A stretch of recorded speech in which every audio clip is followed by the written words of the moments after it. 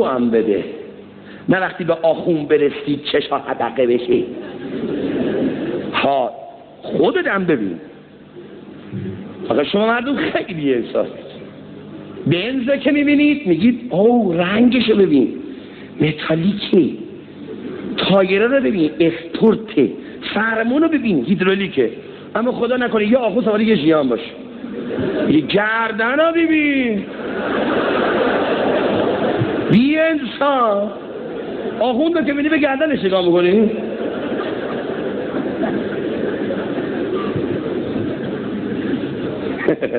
خدای ما خدا رو از چشم بد محفوظ دار.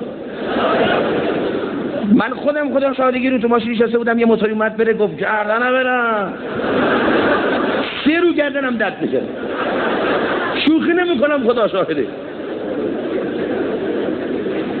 بعد چشم بد لعنت. صلوات